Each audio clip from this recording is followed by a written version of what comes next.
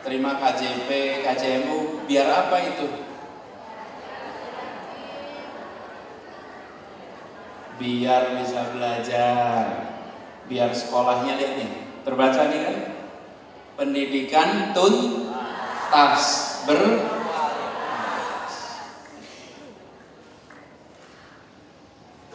Ibu dan bapak semua dan adik-adik, anak-anak, pendidikan sederhana kata itu, tapi menentukan sekali siapa duduk di mana, ditentukan dididik apa dulunya. Jadi bagaimana kita dididik, bagaimana kesempatan pendidikan menentukan kesempatan di masa depan. Semakin tinggi pendidikannya, semakin lebar kesempatannya. Semakin rendah pendidikannya, semakin sempit kesempatannya. Bukan sukses ya, tapi kesempatan. Ada yang kesempatannya sempit dan berhasil, ada, tapi sedikit. Biasanya yang kesempatannya lebar, luas, itu yang biasa disebut sebagai berhasil. Karena itu adik-adik semua sekalian, lihat kata tuntas berkualitas. Saya ingin yang terima kartu hari ini perwakilan nih. Ini dari Pancoran sama Setiabudi. Ya, Pancoran Setiabudi. Mana yang Pancoran?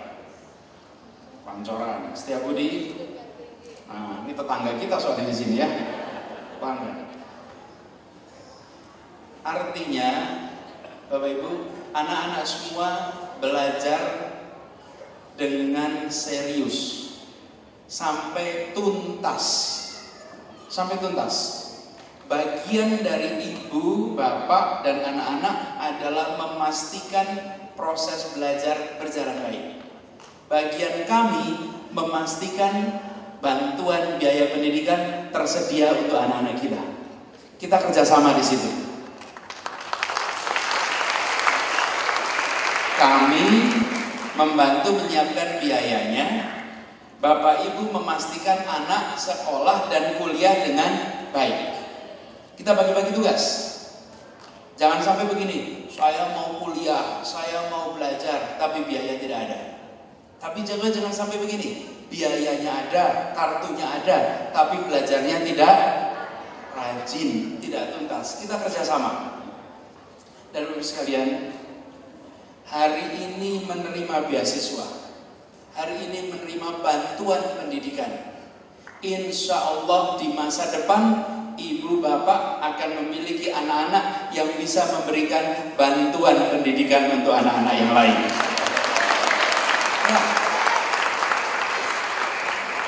saya cerita pengalaman pribadi boleh ya? Nah, sekarang adik-adik yang pada kuliah, saya dulu kuliah. Ketika saya kuliah, saya terima semacam KJMU, tapi nggak diberi nama. Tidak diberi nama. Kenapa? Karena biaya kuliah saya Rp97.000 per semester. Apakah itu ongkos universitas? Tidak. Saya kuliah di UGM. Universitas Gadjah Mada membiayai per anak 1,1 juta. Oke? 1 juta dibiayai oleh negara. Kami membayarnya hanya 97.000. Itu seperti KJMU sekarang, bantuan untuk pendidikan. Sehingga tanpa ada bantuan itu tidak bisa anak bukan siapa-siapa pada kuliah. Ini kuliah tuh sama ketika SD, SMP, SMA. Kita semua dibiayai oleh pemerintah. Karena dulu yang sejahtera jumlahnya masih sedikit.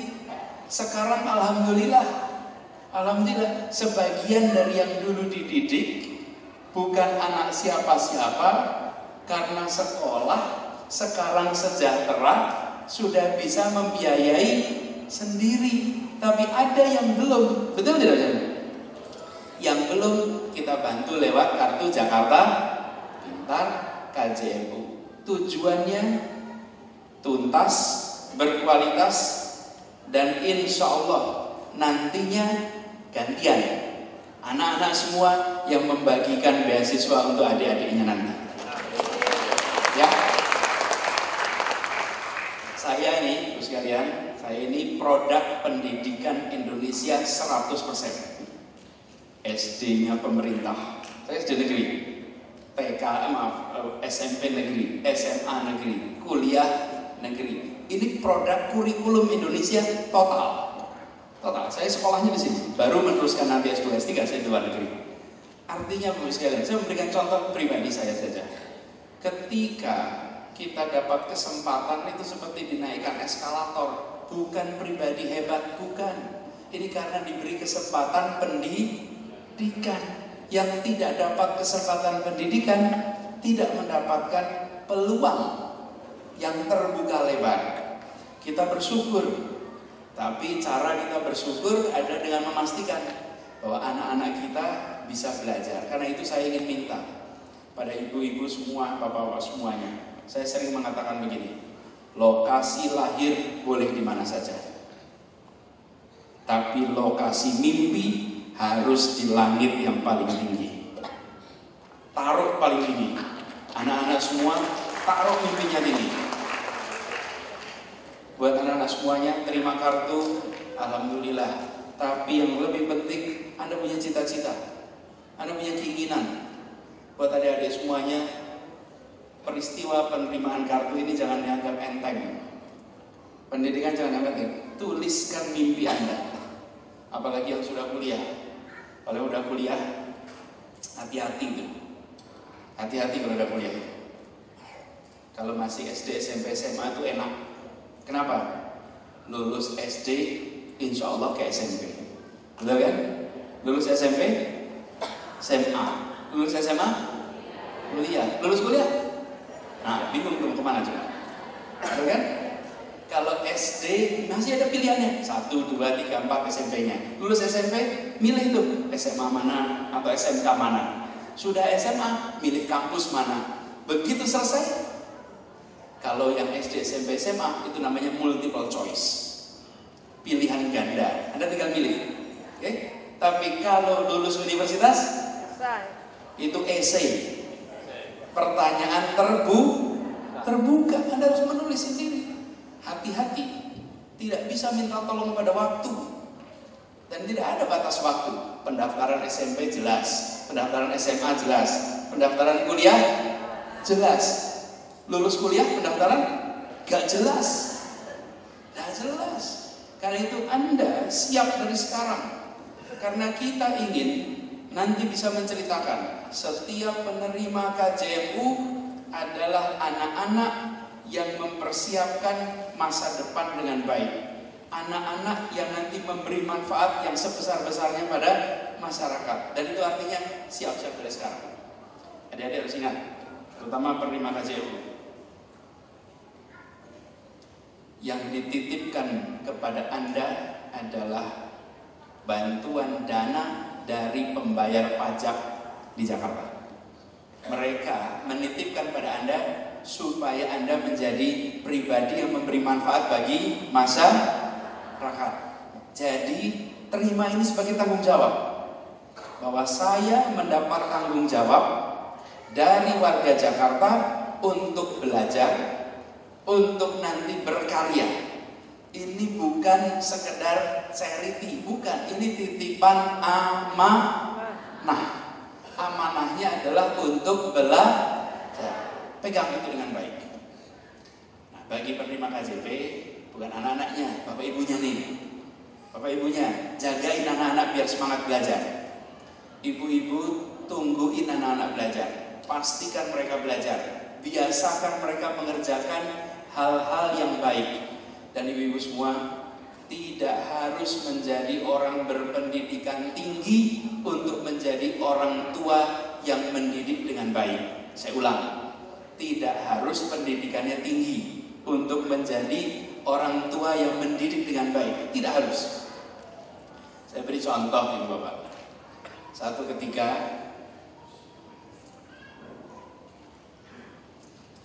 ada seorang anak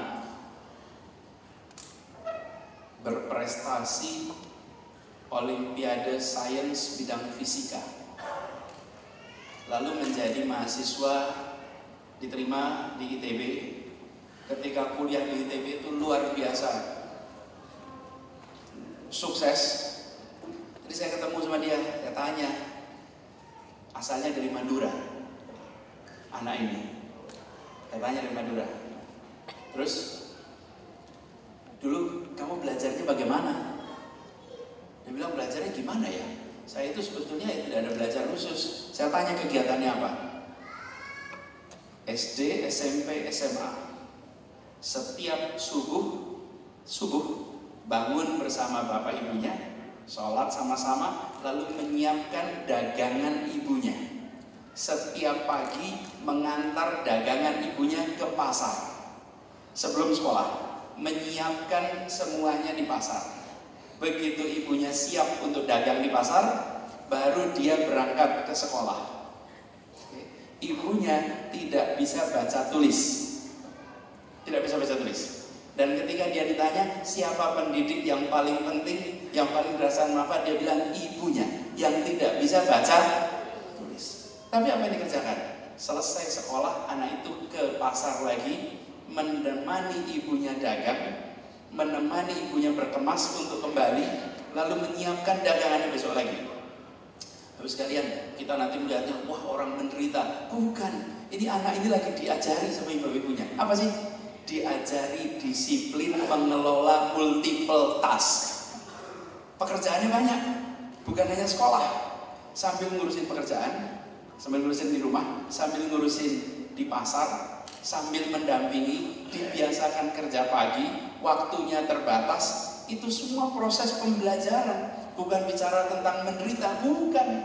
Ini bisa dilakukan oleh yang makmur maupun yang belum makmur. Diberi tugas, diberi kewajiban, diberikan kedisiplinan, dan anak itu tumbuh berkembang. Ibu bapak, kita punya contoh banyak sekali orang tua yang kalau ditanya tingkat pendidikannya tidak tinggi, tapi dia pendidik yang luar biasa.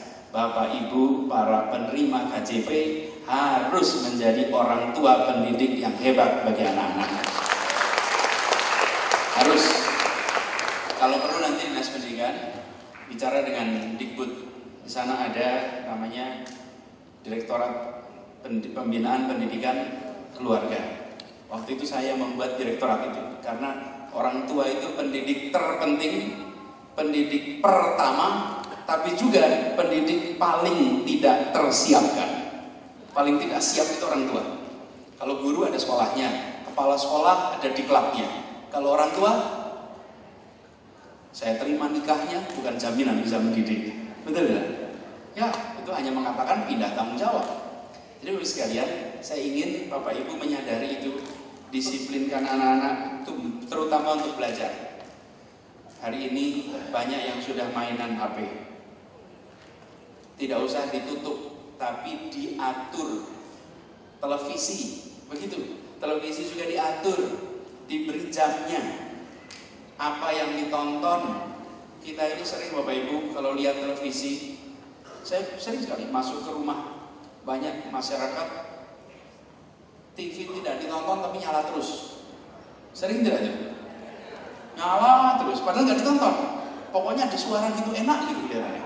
Yuk kalau denger terus tuh suara ngaji gitu loh, itu kan bunyi terus. Kalau ini suara TV nyala terus, apa yang sekarang terjadi? Saya ingin pesan pada Bapak Ibu, lihat remote control. Okay. Terus di situ ada tombol warna merah. Okay. Tombol itu boleh dipencet, Bapak Ibu. Okay. Kalau dipencet apa yang terjadi? Mati.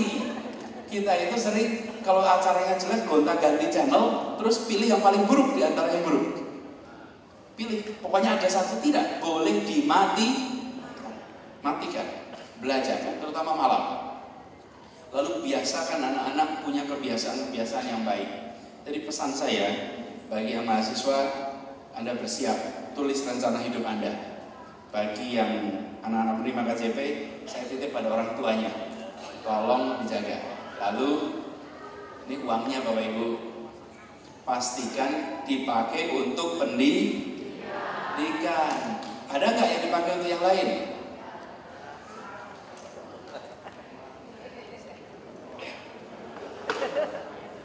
Jangan, Bapak Ibu ya. Kalau Bapak Ibu berikan untuk pendidikan,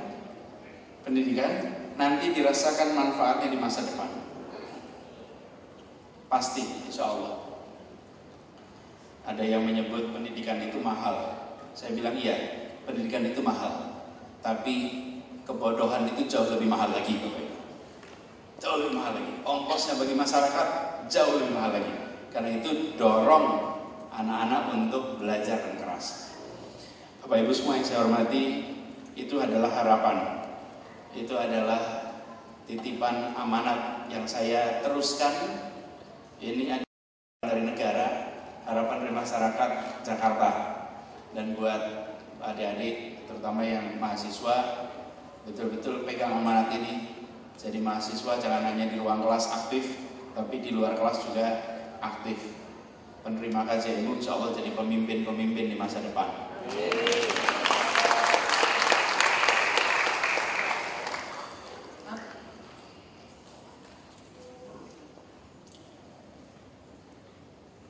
Dan untuk Bapak Ibu para kepala sekolah, bantu dipantau Bapak Ibu sekalian. Pantau kinerja anak-anak kita. Para kepala sekolah ini adalah kunci kemajuan di sebuah institusi pendidikan. Semua faktor konstan, kinerja kepala sekolahnya baik, maka kinerja sekolah itu naik bisa sampai 20%. Hanya dengan satu orang pribadi kepala sekolah yang kinerjanya baik, dengan semua konstan, fasilitas sama, guru sama, kepala sekolah langsung naik 20%. Dan kepala sekolah ini adalah pemimpin paling ujung. Jadi perhatikan para penerima KJP Plus, tentu yang lain juga perhatikan, tapi khusus yang ini dorong Bapak Ibu untuk mereka bisa naik kelas. Karena pendidikan itu betul-betul eskalator, betul-betul eskalator.